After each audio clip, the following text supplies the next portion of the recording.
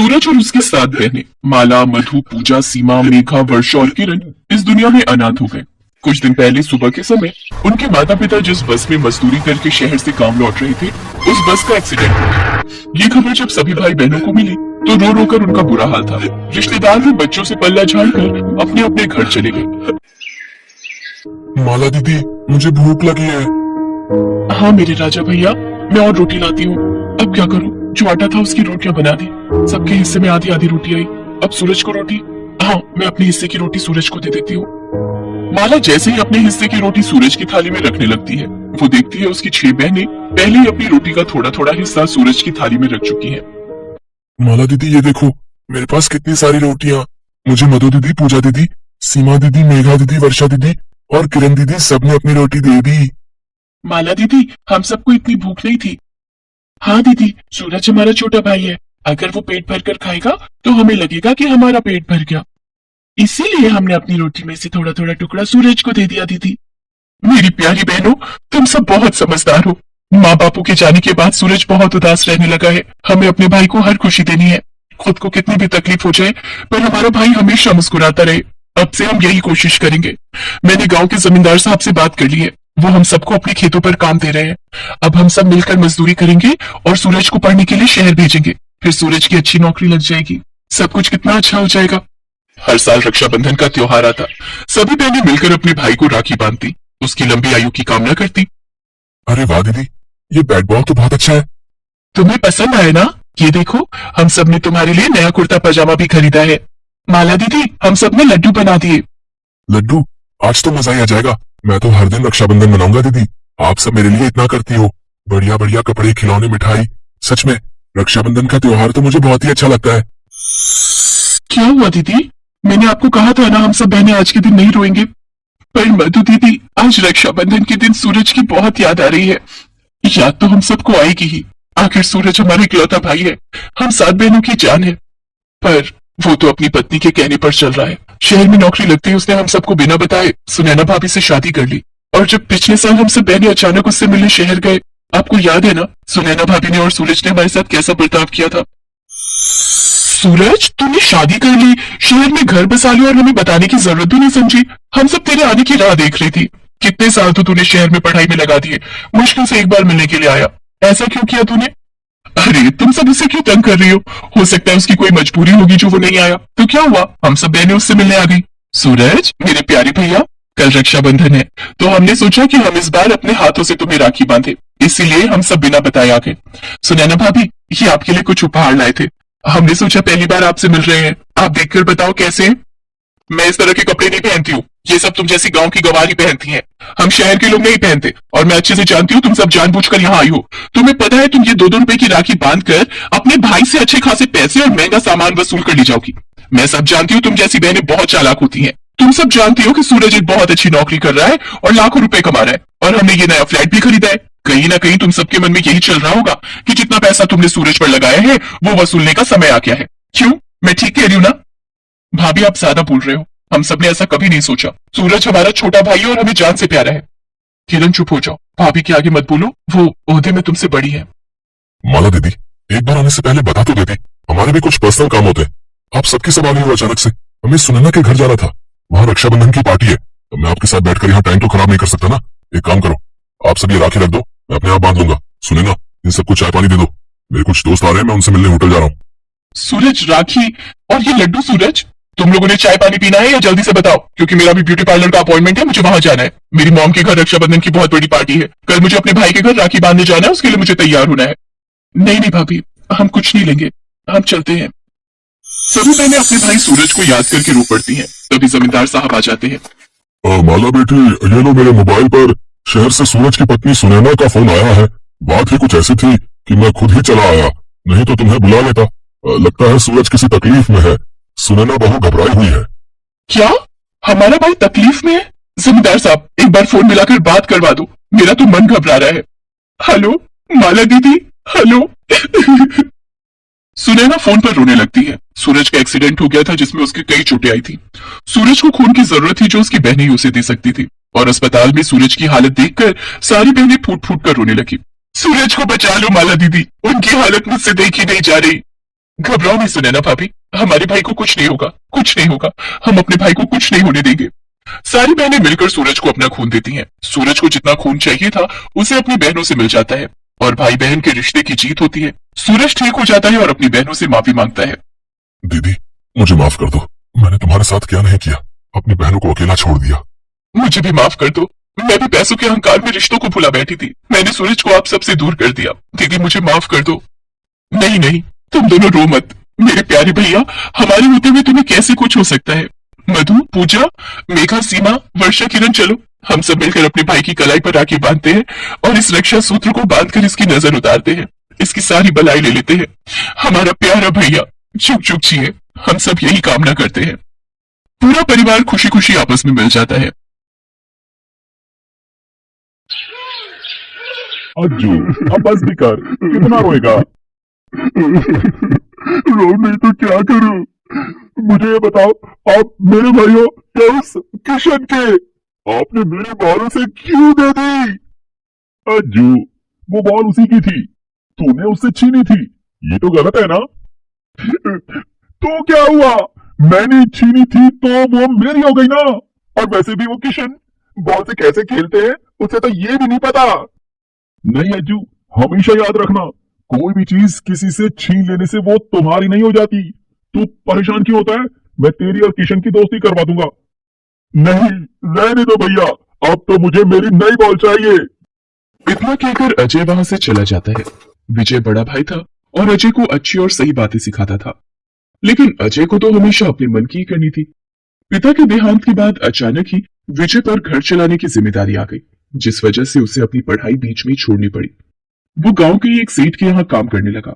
उसने अजय की पढ़ाई रुकने नहीं दी। दोनों की मां शांति भी लोगों के घरों में काम करने लगी।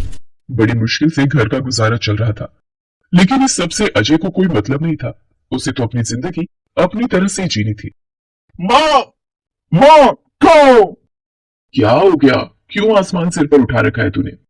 माँ, मुझे आज के आज नई बॉल चाहिए। अरे, लेकिन पिछले हफ्ते ही तो तुझे नई बॉल दिलवाई थी विजय ने, वो कहाँ गई? अब वो खो गई, अब मुझे नई बॉल चाहिए, और वो भी अच्छी वाली। तभी विजय भी घर आ जाता है। उसके हाथ में एक नई बॉल थी, वो उसे अजय को देता है। अजय उस बॉल को लेकर विजय से बिना कुछ कहे वहां से चला जाता है। उसके जाने के बाद शांति विजय से कहती है, विजय बेटा, इसका दिमाग इतना खराब मत कर। तू सारा दिन मेहनत करता है और ये। कोई बात नहीं माँ, अभी छोटा है, समझ जाएगा। ऐसे ही वक्त गुजरता गया। विजय ने कड़ी मेहनत से अब खुद का एक ढाबा खोल लिया था। घर खर्च के साथ साथ वो अजय की पढ़ाई का भी सारा खर्च उठा रहा था। फिर एक दिन, भैया, वो मुझे आपसे कुछ बात करनी थी। हाँ जी, बोलो ना। भैया, मुझे एमबीए करना है। शहर में एक बहुत ही अच्छा कॉलेज है, मेरे दोस्त के पापा की वहां अच्छी जान पहचान है। मेरा एडमिशन आराम से हो जाएगा, बस थोड़ा फंड जमा करना होगा। अच्छा, कितने पैसे लगेंगे? ये कोई 4-5 लाख। क्या, इतने पैसे? लेकिन अज्जू। भैया, मुझे पता है आपके पास पैसे हैं, बस आप मुझ पर खर्च करना नहीं चाहते। अजय, ये क्या तरीका है अपने बड़े भाई से बात करने का? तुझे ये तो पता है कि उसके पास पैसे हैं, लेकिन वो पैसे कमाने में इसने कितनी मेहनत की है इसका तुझे एहसास भी है? इसका सपना है कि अपने ढाबे को एक अच्छे होटल में बदले, इसलिए कितने सालों से पाई पाई जोड़ी है इसने। तुझे जो करना है अपने दम पर कर। नहीं माँ, ऐसा मत कहो। ये मुझसे नहीं कहेगा तो किससे कहेगा? कोई बात नहीं अज्जू, तू जाकर सारी बात कर ले, पैसों की चिंता मत कर। एक बार तेरी अच्छी नौकरी लग जाए फिर तो सारे सपने पूरे हो ही जाने हैं। शांति के मना करने के बावजूद विजय अपने जोड़े हुए सारे पैसे अजय के एडमिशन के लिए खर्च कर देता है और आगे भी अजय के सारे खर्च उठाता है। अजय को एमबीए के बाद कॉलेज प्लेसमेंट से एक बड़ी कंपनी में अच्छी नौकरी मिल जाती है। ये सुनकर विजय बहुत खुश था। उसे उम्मीद थी कि अब घर के खर्च में अजय भी उसका हाथ बटाएगा। अज्जू, तू घर कब आ रहा है?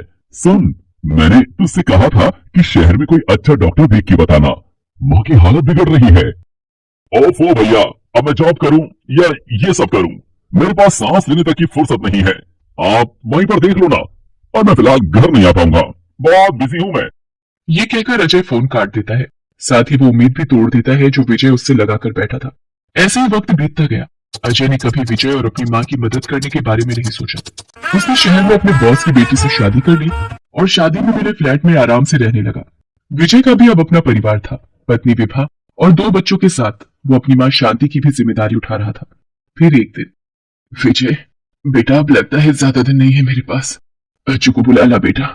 जाते जाते एक बार उसका चेहरा देखना चाहती। विजय अजय को फोन लगाता है, लेकिन अजय एक बार भी उसका फोन नहीं उठाता। हार मानकर विजय खुद उसे लेने उसके घर पहुंच जाता है। अरे भैया, आपको यहाँ आने की क्या जरूरत पड़ गई? जरूरत थी तभी तो आया हूँ। माँ की हालत ठीक नहीं है, वो तुझसे मिलना चाहती है। तू और निधि जल्दी चलो मेरे साथ। इतने में अजय की पत्नी निधि कमरे से बाहर आती है और कहती है, अजय मैं तो नहीं चल पाऊंगी, तुम्हें तो पता ही है ना, मुझसे बिना एसी के रहा नहीं जाता। और वैसे भी नेक्स्ट वीक कंपनी का इवेंट भी तो है, इतने इंपॉर्टेंट टाइम में तुम कैसे जा सकते हो? हाँ भैया, निधि बिल्कुल ठीक कह रही है, मैं नहीं आ पाऊंगा। अज्जू, तेरा दिमाग तो ठीक है, तू इतना बड़ा आदमी हो गया कि तेरे लिए ये सब माँ से भी जरूरी हो गया है। बस भैया, माँ का बहाना बनाकर आप मुझे मत सुनाओ। अरे अज्जू क्या है? मेरा नाम अजय है। मेरी यहाँ क्या रेपुटेशन है आपको क्या पता? यहाँ आपका वो सस्ता ढाबा नहीं है, मल्टीनेशनल कंपनी है जिसे मैं संभालता हूँ। मैं अपने काम को सीरियसली लेता हूँ, इसलिए आज मैं कहाँ हूँ और आप कहाँ। खुद ही देख लीजिए, आपकी लाइफ स्टाइल और मेरी लाइफ स्टाइल में कितना अंतर है, ये तो आपको दिख ही रहा होगा। दिख रहा है, और सब दिख रहा है मुझे। विजय अपनी आंखों के आंसू पोंछते हुए वहां से वापस अपने घर की तरफ लौट जाता है। उसकी बची कुछ उम्मीद भी अब खत्म हो चुकी थी। शांति बीमारी से लड़ते हुए जल्दी ही दुनिया को अलविदा कह देती है। अब अजय और विजय के रास्ते बिल्कुल अलग थे। अमीरी के घमंड में अजय वो सब करता गया जो उसे नहीं करना चाहिए था। उसने अपने ही ससुर की कंपनी को धोखे से अपने नाम करने की कोशिश की। ये धोखा निधि को भी बर्दाश्त नहीं हुआ और वो अजय को छोड़कर चली गई। अजय की ससुर ने उस पर फ्रॉड का केस कर दिया। अजय को लग रहा था कि उसे कोई नहीं हरा सकता, लेकिन वो गलत था। कोर्ट में वो केस हार गया। अब ना तो उसके पास पैसे थे और ना ही रहने के लिए आलीशान घर। अजय जहां भी नौकरी की उम्मीद लेकर जाता, उसे एक ही जवाब मिलता था। देखिए, आपकी क्वालिफिकेशन तो ठीक है, लेकिन आपका नाम मार्केट में इतना खराब हो चुका है कि हम कोई रिस्क नहीं ले सकते। लेकिन सर, मैं काबिल हूँ, मैंने इतनी बड़ी कंपनी को अपने दम पर चलाया है। आपकी कंपनी? किसी की कंपनी छीन लेने से वो आपकी नहीं हो जाती मिस्टर अजय। ये वही सीख थी जो विजय ने बचपन में अजय को दी थी, जो अजय को तब तो समझ नहीं आई, लेकिन अब आ गई थी। उसे एहसास हो गया था कि वो हमेशा से गलत था। इतने सालों में पहली बार उसे घर की याद आ रही थी, और अपने भाई विजय की भी। वो तुरंत अपना सामान लेकर अपने गांव पहुंचा, लेकिन उसका गांव अब पहले जैसा नहीं था। गांव में पक्की सड़क थी, अच्छे मकान थे और खास तौर पर हर जगह एक बड़े होटल के इश्तेहार लगे हुए थे। उस होटल के इश्तेहार के साथ हर जगह विजय की फोटो भी लगी हुई थी। अजय ये सब देखकर चौंक गया। उसने एक गांव वाले से इस सब के बारे में पूछा तो उसे पता चला। भैया, ये तो हमारे विजय भैया हैं। हमारे गांव की तो काया ही पलट दी विजय भैया ने।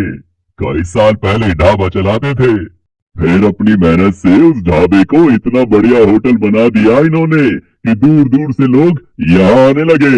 लोग आए तो गांव के लोगों को भी दूसरे रोजगार मिला और सबके दिन संवर गए। ये सब जानकर अजय और भी शर्मिंदा हो गया। वो तुरंत अपने घर पहुंचा, लेकिन वहां पहुंचकर भी वो हैरान रह गया। उसका घर अब पहले जैसा नहीं था। वो तो एक आलीशान हवेली थी। नौकर चाकर घूम रहे थे और तभी उसने सामने से विजय को आते हुए देखा। स्वागत है मिस्टर अजय, कहिए क्या सेवा कर सकता हूँ आपकी? भैया, मैं मुझे माफ कर दीजिए भैया। मुझे समझ आ गया है कि मैं कितना गलत था। मुझे मेरे किए की सजा मिल गई है। पैसों की चमक ने मुझे अंधा बना दिया था भैया। इतना कहकर अजय रोने लगता है।